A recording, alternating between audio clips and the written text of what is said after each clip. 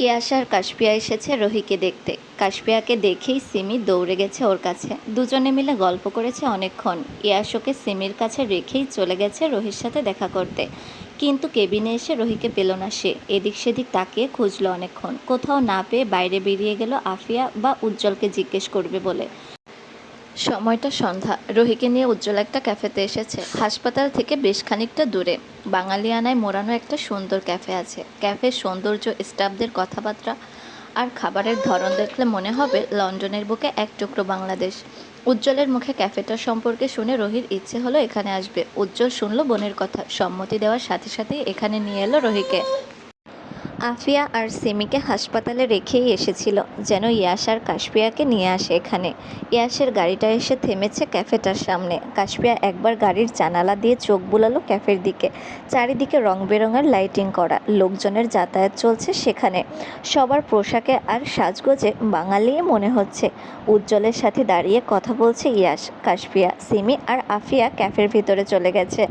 রহির সাথে সবাই কথা বলছে অনেকক্ষণ। রহিকে দেখে কেমন কষ্ট হচ্ছে কাশপিয়ার। মেয়েটার শরীরে এত বড় রোগ নিয়ে চলাফেরা করছে, ভাবলেই খারাপ লাগছে ওর। এত অসুস্থতার মধ্যেও ঠোঁটের কোণে হাসি লেগে আছে রহির। বুঝতে পারলো কাশপিয়া। নিজেকে ভালো রাখার আপ্রাণ চেষ্টা করছে রহি। রহির ডাকে ধ্যান ভাঙল কাশপিয়ার। আমি ইয়াশের সাথে আলাদাভাবে কিছুক্ষণ কথা বললে তুমি কি রাগ করবে কাশপিয়া? দুই দিকে মাথা নাড়ালো কাশপিয়া, যার উত্তর না। রহি মুচকি হেসে ওর মাথায় হাত বুলিয়ে বলল, তুমি সুখী হও কাশপিয়া, তোমাদের সংসারে সুখ আসুক। একটা ছোট্ট রাজকন্যা বা রাজপুত্র আসুক, দোয়া রইল তোমাদের জন্য। ক্যাফের বাইরে পাতানো একটা বেঞ্চে বসে আছে রহি। ইয়াশ এসে দাঁড়িয়েছে ওর পাশেই। ইয়াশ লক্ষ্য করলো ওকে। মেয়েটা কেমন শুকিয়ে গেছে। গায়ের ফর্সা ত্বক এখন আর আগের মতো নেই। চুলগুলো সব পড়ে গেছে। আগের রহি আর এখনের রহির মধ্যে আকাশ পাতাল তফাৎ। রহি এতক্ষণ খেয়াল করেনি ইয়াশকে, মাত্রই দেখলো। কিছুক্ষণ ওর দিকে তাকিয়ে মুচকি হেসে বলল, আমার পাশে বসবে ইয়াশ? ইয়াশ কথা বলল না, দাঁড়িয়ে রইল ওভাবেই। ঘাড় ফিরিয়ে অন্যদিকে তাকাতেই উজ্জ্বল, কাশপিয়া আর বাকিদের দেখল সে। উজ্জ্বল আর আফিয়া মাথা নাড়িয়ে বলছে ইয়াশকে রহি যা বলছে শুনতে। কিন্তু ইয়াশ তো তাকিয়ে আছে উপমার দিকে। কেমন অন্ধকারে ঢেকে আছে ওর উপমার সুন্দর মুখটা।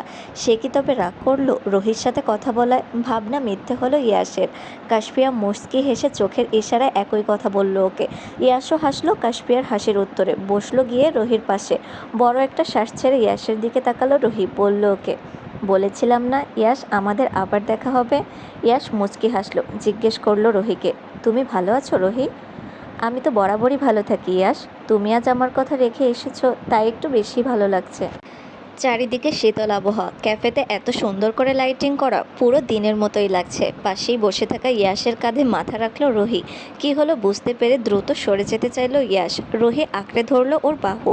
ইয়াশের দিকে কিছুক্ষণ তাকিয়ে অসহায়ের মতো বলল সে, যেও না ইয়াশ, আজকের দিনটা প্লিজ, আমি আর বিরক্ত করব না তোমায়। ইয়াশের কেমন অস্বস্তি হচ্ছে। রহির প্রতি বিন্দুমাত্র ভালোবাসাও নেই তার মনে। কিন্তু এভাবে ওকে প্রশ্রয় দিলে তো নিজের কাছেই নিজেকে দোষী মনে হতে পারে। ইয়াশ কিছু বলতে চেয়েও চুপ করে গেল। নীরবতা ভেঙে কথা বলল রহি, একটা অন্যায় আবদার করবো ইয়াশ, রাখবে তুমি? ইয়াশ কথা বলল না, তাকিয়ে রইল রহির দিকে। আবারও নিশ্চয় অবুঝের মতো ভালোবাসা চাইবে ইয়াশের। রহি কেন বোঝে না ইয়াশ তার সবটুকু ভালোবাসা দিয়ে দিয়েছে উপমাকে। ইয়াশের উত্তরের অপেক্ষা না করেই রহি বলল আবারও, একবার ভালোবাসি বলবে ইয়াশ? মিথ্যে করে হলেও একবার প্লিজ বলো না তুমি আমাকে ভালোবাসো। চোখ বন্ধ করে শ্বাস ফেলল ইয়াশ। মনে মনে প্রচণ্ড রাগ হলেও আপাতত নিজেকে সংযত করলো সে। রহি অসুস্থ, রেগে কিছু বললে বসলে হয়তো কষ্ট পাবে। নিজেকে শান্ত করলো ইয়াশ। বলল রহিকে, তুমি তো অবুঝ নও রহি, কেন বারবার এমন অন্যায় আবদার করছো? মনে একজনকে রেখে মুখে আরেকজনকে ভালোবাসি বলা পাপ, জানো না তুমি? আমার কাছে তুমিই সবার আগে ইয়াশ, সব পাপ পুণ্যের ঊর্ধ্বে তুমি। একবার বলো না ইয়াশ তুমি আমাকে ভালোবাসো। মিথ্যে করে হলেও একবার বলো। আমি তো সারা জীবন অন্যায় করে এসেছি তোমাকে ভালোবেসে, তুমিও আমাকে একটু অন্যায় করো। একবার আমাকে ভালোবাসি বলো। কিছুক্ষণ চুপ থেকে নিচু স্বরে বলল ইয়াশ, রহি। রহি ছেড়ে দিল ইয়াশের হাত। বুঝলো ইয়াশ শুনবে না ওর কথা। রহির ভিতরটা ভেঙে চুরমার হয়ে গেলেও ঠোঁটের কোণে এক চিলতে হাসি নিয়ে বলল ইয়াশকে, আমাকে ভালোবাসি বলতে হবে না ইয়াশ, তুমি ভালো থেকো, আমাকে একটু মনে রেখো, তাহলেই হবে। কথাটা বলা শেষ করে কিছুক্ষণ থেমে আবার বলল রহি, চা নিয়ে আসবে? মাথা নাড়িয়ে হ্যাঁ সূচক জবাব দিল ইয়াস। উঠে গেল চা নিয়ে আসবে বলে। কাশপিয়ারা সবাই এখনও দাঁড়িয়ে আছে আগের জায়গাতেই। অন্য সময় রোহির মুখে ইয়াসের কথা শুনলে রাগ হয় কাশপিয়ার, কিন্তু আজকে যে খুব কষ্ট হচ্ছে ওর। বুঝতে পারছে মেয়েটা কত ভালোবাসে ইয়াসকে। কাশপিয়ার রাগ হচ্ছে নিজের ওপরেই। ও যদি ইয়াসের জীবনে না আসতো তাহলে তো রোহি এভাবে কষ্ট পেত না। ইয়াস নিশ্চয়ই সাড়া দিত ওর ভালোবাসার ডাকে। কাশপিয়ার মুখটা কেমন বেজার করে রেখেছে। রোহির জন্য হয়তো খারাপ লাগছে ওর। উজ্জ্বল লক্ষ্য করলো এটা, চোখের পানি মুছে বলল কাশপিয়াকে, রোহির কথায় তুমি রাগ করো না কাশপিয়া, ওর মাথা ঠিক নেই, অসুস্থ, তাই আমিও কিছু বলি না। ও আর কয়দিন বলো? আমার বোনের জন্য তোমাদের মধ্যে কোনো ঝামেলা হোক আমিও চাই না। নিজেকে ধাতস্থ করে উত্তর দিল কাশপিয়া। আমি রাগ করিনি ভাইয়া। কাশপিয়ার উত্তরে খুশি হলো উজ্জ্বল। সবাইকে নিয়ে চলে যেতে চাইলো এখান থেকে। রোহি না হয় আর একটু সময় এখানে বসুক। কাশপিয়াও সায় জানালো উজ্জ্বলের কথায়। ততক্ষণে চায়ের কাপ হাতে ইয়াস এসে দাঁড়িয়েছে রোহির সামনে। রোহি হাসি মুখ করে তাকিয়েছে ওর দিকে। চায়ের কাপটা হাতে নেবে তখনই কানে আসলো কাশপিয়ার চিৎকার। কি হলো বুঝতে না পেরে সবাই তাকালো ওর দিকে। রোহি হয়তো কিছু আন্দাজ করলো। কাশপিয়া ছুটে আসছিল ইয়াসের দিকে। ওকে সরিয়ে দিয়ে গিয়ে নিজেই দাঁড়ালো ইয়াসের সামনে। কোনো কিছুর বিকট শব্দে কেঁপে উঠল সবাই। ইয়াসের চোখ মুখে রক্তের ছিটে এসে পড়ল। কি হলো বুঝে ওঠার আগেই রোহির শরীরটা লুটিয়ে পড়ল মাটিতে। ক্যাফের লোকজন সবাই এসে জড়ো হয়েছে জায়গাটাতে। উজ্জ্বল সবটা লক্ষ্য করে বুঝলো কেউ গুলি মেরেছে রোহির উপরে। হাত থেকে রক্তক্ষরণ হচ্ছে ওর। যে ছেলেটা গুলি করেছে তাকে ধরতে পারেনি কেউই। কিছু বুঝে ওঠার আগেই গাড়িটা পালিয়েছে ক্যাফের সীমানা ছেড়ে। ইয়াস পাথরের মতো দাঁড়িয়ে আছে ওখানেই। কাশপিয়া ওর কাছে গিয়ে হাতে সামান্য ঝাঁকুনি দিয়ে বলল, দাঁড়িয়ে আছেন কেন? রোহিয়াপুর হাতে গুলি লেগেছে, হাসপাতালে নিতে হবে এক্ষুনি। এই স্তব্ধ ইয়াস ফিরে কাশপিয়ার মুখপানে। কিছুক্ষণ আগের ঘটনাটা চোখের সামনে ভেসে উঠল আবারও। রোহির হাতে গুলি লেগেছে, মাটিতে পড়ে আছে ওর নিথর দেহ। অথচ গুলিটা লাগার কথা ছিল ইয়াসের বুকে। ওকে বাঁচাতে গিয়েই রোহির এই অবস্থা। ভাবতেই বুকটা কেঁপে উঠছে বারবার। ইয়াস দ্রুত বসে পড়ল রোহির কাছে। রোহির মাথাটা নিজের কোলে নিয়ে কাঁপা কাঁপা কণ্ঠে বলল, রোহি তোমার কিছুই হবে না, আমি আছি তো। রোহি নিভু নিভু চোখে তাকালো ইয়াসের মুখপানে। নিজের রক্তমাখা হাতটা ওর গালে ছুঁয়ে বলল, একবার আমাকে ভালোবাসি বলো না ইয়াস, একবার বলো। ইয়াস চুপ করে রইল। উদ্যত হলো রোহিকে কোলে তুলে হাসপাতালে নিয়ে যাবে বলে। নিজের সবটুকু শক্তি দিয়ে ইয়াসকে আটকালো রোহি। আবার বলল একই কথা। কাশপিয়ার খুব কষ্ট হচ্ছে রোহির এমন অবস্থা দেখে। ইয়াস এতটা কঠোর পাষাণ কী করে হয়? তবে রোহির জন্যই কাশপিয়াকে ভালোবাসে সে। কেন একবার শুনছে না রোহির কথা? কাশপিয়া কান্না করতে করতে বলল ইয়াসকে, আপনি এত পাষাণ কেন? একবার বলুন না ভালোবাসি। ইয়াস বড় একটা শ্বাস ফেলল। কাশপিয়া যে আবেগী হয়ে কথাগুলো বলছে ভালো করেই জানে সে। রোহির মুখটার দিকে তাকালো ইয়াস, পরে আবার কাশপিয়ার মুখের দিকে তাকিয়ে বলল আস্তে করে, ভালোবাসি। ইয়াসের কথায় ঠোঁটের কোণে হাসি ফুটে উঠল রোহির। রোহি জানে ইয়াস তার উপমাকেই ভালোবাসি বলেছে। তবুও তো শুনলো ওর কথা, মিথ্যে করে হলেও বলল ভালোবাসি। এই ভেবেই শান্তি পেল রোহি। ইয়াস তাকিয়ে আছে রোহির হাসি মাখা মুখটার দিকে। এমন অবস্থাতেও মানুষ হাসতে পারে, এই রোহি কী দিয়ে তৈরি ভেবে পায় না সে। রোহি সবার দিকে একবার তাকালো।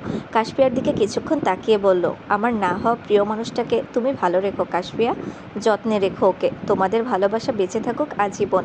কথাটা বলেই কষ্ট করে বড় বড় শ্বাস ফেলল রোহি। ইয়াসের মুখের দিকে তাকালো সে। কেমন বিধ্বস্ত লাগছে ইয়াসকে। চোখের কোণে পানি জমেছে ওর। আজকে প্রথম রোহি ইয়াসের চোখে নিজের প্রতি একরাশ মায়া দেখেছে।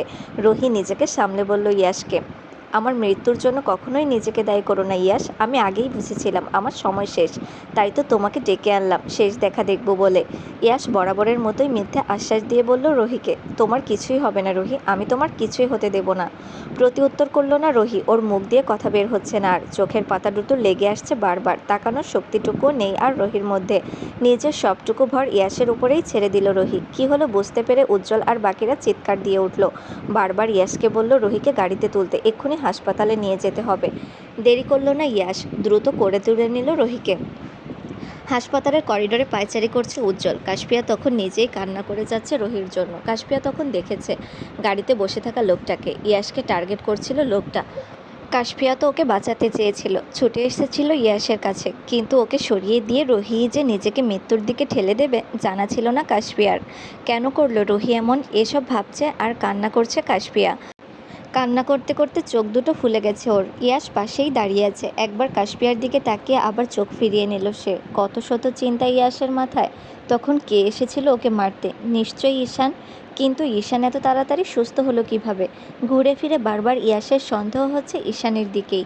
কাশপিয়াকে জিজ্ঞেস করতে যাবে কিছু, তখনই ডাক্তাররা বেরিয়ে এলো কেবিন থেকে। ইনায়াও ছিল সেখানে। ইয়াস ছুটে গেল ইনায়ার কাছে। উদ্বিগ্ন হয়ে বলল ওকে, রুহি কেমন আছে ইনায়া? ঠিক হয়ে যাবে তো? চুপ করে রইল ইনায়া। উপস্থিত সবাই অপেক্ষা করছে ইনায়ার উত্তরের জন্য। ইনায়া সবার চিন্তিত মুখগুলোর দিকে তাকালো, দীর্ঘশ্বাস বলল ইয়াসকে। রুহি আর নেই ইয়াস। ওর আয়ু হয়তো এতটুকুই ছিল। কয়েক পা পিছিয়ে গেল ইয়াস। অন্ধকারে ঢেকে গেল ওর পুরো মুখ। চোখ বেয়ে গড়িয়ে পড়ল দুফোঁটা পানি। হ্যাঁ, ইয়াস কাঁদছে। এই প্রথমবার হয়তো সে কারোর জন্য কাঁদছে। ইয়াসের যে প্রচণ্ড রকমের অনুশোচনা হচ্ছে। বারবার রোহির মৃত্যুর জন্য নিজেকেই দোষারোপ করে যাচ্ছে সে। ইনায়ার মুখ থেকে কথাটা শুনেই কাশপিয়া শব্দ করে কান্না করে দিল। সাথে সিমি আর আফিয়াও উজ্জ্বল পাথরের মতো দাঁড়িয়ে আছে। চোখের পানিও শুকিয়ে গেছে ওর। ইস, কত কত অপূর্ণ ইচ্ছে নিয়ে পৃথিবীর মায়া ত্যাগ করলো ওর বোনটা। মেয়েটার ভাগ্যে আল্লাহ সুখ লেখেননি হয়তো, তাই তো হলো এমন। রোহি ইয়াসের প্রতি এতটা দুর্বল, তা এখানে না আসলে হয়তো বুঝতোও না উজ্জ্বল কতটা ভালোবাসে ওর বোন ইয়াসকে। নিজের জীবন দিতেও দ্বিধাবোধ করলো না সে একবার। কথাগুলো ভেবে দীর্ঘশ্বাস ছাড়লো উজ্জ্বল। এখন আর এত কিছু ভেবে কি হবে, যে যাওয়ার সে তো চলেই গেছে। উজ্জ্বল কথা না বলে এগিয়ে গেল রোহির কেবিনের দিকে। বোনের প্রাণহীন দেহটার কাছে বসে রইল কিছুক্ষণ। কান্না করবে না ভেবেও কান্না করে দিল উজ্জ্বল। সেও তো মানুষ, কষ্ট তারও হয়। মা বাবার পরে আপন বলতে তো ওর রোহিই ছিল। মেয়েটাও স্বার্থপরের মতো চলে গেল ওকে ছেড়ে। কে উজ্জ্বলকে ভাইয়া বলে ডাকবে এবার? ভুলভাল কাজ করে বসলে কেই বা বকাবকি করবে? কথাগুলো ভাবছে আর অঝরে কাঁদছে উজ্জ্বল। জাপটে ধরেছে রোহির প্রাণহীন নিস্তেজ শরীরটা। রোহির মৃত্যুর আজ প্রায় 4 মাস হতে চলল। ওকে কবর দেওয়া হয়েছে দেশেই। অদ্ভুতভাবে রোহির মৃত্যুর পর থেকে ঈশানকেও কোথাও খুঁজে পাওয়া যাচ্ছে না। কারোরই বুঝতে বাকি নেই কাজটা ঈশানের। ইয়াসও সেদিনের পর থেকে পাগলের মতো খুঁজে চলেছে ঈশানকে। নিজ হাতে মারতে না পারলে শান্তি পাবে না সে। ইয়াস বসে আছে ওর অফিস রুমেই, ভাবছে কথাগুলো। হঠাৎই ড্রয়ারে রাখা একটা হলুদ খামটার দিকে চোখ যায় ওর। দীর্ঘশ্বাস ফেলে খামটা হাতে তুলে নেয় ইয়াস। ভিতরে রাখা গুটি গুটি অক্ষরে লেখা চিঠিটা বের করে পড়তে শুরু করলো সে। আমার না হওয়া প্রিয় মানুষ, তুমি নিশ্চয়ই আমার চিঠিটা পড়ছো। তুমি যখন আমার এই চিঠিটা পড়বে তখন হয়তো আমি তোমার থেকে অনেক দূরে, শত আলোকবর্ষ দূরে। চাইলেও সেখান থেকে ফিরে আসা যায় না। জানো তো ইয়াস, তুমি আমার হবে না জেনেও আমি সব সময় চেয়ে গেছি তোমাকে। তুমি কি ভাবলে আমি বাঁচতে চাই বলে ছুটে এসেছি এত দূর? না ইয়াস, যে জীবনে তুমি নেই সেই জীবন রেখে আমি কি করব? সব কিছু পেলেও যে তোমার শূন্যতা থেকে যাবে আজীবন। এত অপূর্ণতা নিয়ে বাঁচা যায় বলো? আমি তোমাকে দেখব বলে এসেছি, শেষবারের মতো চোখের দেখা দেখব বলে। মুখে তোমাকে ভুলে গেছি বললেও যে আমার পাগল মনটা সারাক্ষণ খুঁজে বেড়ায় তোমাকে, পেতে চায় তোমার ভালোবাসা। আমার তৃষ্ণার্ত চোখজোড়া বারবার দেখতে চায় তোমাকে। মাঝে মধ্যে তোমার উপমার প্রতি আমার অনেক হিংসা হয় ইয়াস। কেন আল্লাহ ওর ভাগ্যটা আমাকে দিলেন না? পরক্ষণেই আবার ভাবি আমার ভাগ্যে আল্লাহ হয়তো তোমাকে লিখেননি। উনিও চান না তুমি আমার হও। নিয়তি ভেবেই সান্ত্বনা দিই নিজেকে। কিন্তু এত কিছু করেও ভুলতে পারিনি তোমাকে। বারবার মনে পড়ে তোমার কথা। তোমার উপমা তো ভাগ্যবতী ইয়াস। সে তোমার ভালোবাসা পেয়েছে, যত্ন পেয়েছে, তোমার বুকে ঠাঁই পেয়েছে। কত সহজে সে না চেয়েও পেয়ে গেল তোমাকে। আর আমাকে দেখো, আমি কেবল ধ্বংস করতেই জানি। তাই তো এত করে চেয়েও পেলাম না তোমাকে। তবে আমার আফসোস নেই। আমি জানি শেষবার তুমি ফেলবে না আমার কথা। মিথ্যে করে হলেও একবার ভালোবাসি বলবে আমাকে। না বললে আমি জোর করেই বলিয়ে নেব। এক জীবনে এত অপূর্ণতা নিয়ে আমিও মরে যে শান্তি পাবো না। আবারও বলছি ইয়াস, তুমি ভালো থেকো। পৃথিবীর সবটুকু সুখ তোমার হোক, সব ভালো তোমার ভাগ্যেই থাকুক। আমায় তুমি মনে রেখো, ভালোবাসায় না হোক ঘৃণায় রেখো, তবুও প্লিজ মনে রেখো। আমার হাত কাঁপছে, চোখ দিয়ে অনবরত পানি গড়িয়ে পড়ছে। আমি আর লিখতে পারছি না ইয়াস। নিজের ওপর আজ হাসি পাচ্ছে আমার। আমি কত নির্লজ্জ দেখো, মৃত্যুর মুখে দাঁড়িয়েও আমি তোমাকে চাইছি। সত্যি আমি তোমাকে চাই। এই জীবনে যদি না পাই তবু পরজন্মে যেন তোমাকেই পাই। ভালো থেকো আমার না হওয়া ভালোবাসার মানুষ। আমার না হলেও তুমি অন্যের হয়ে ভালো থেকো।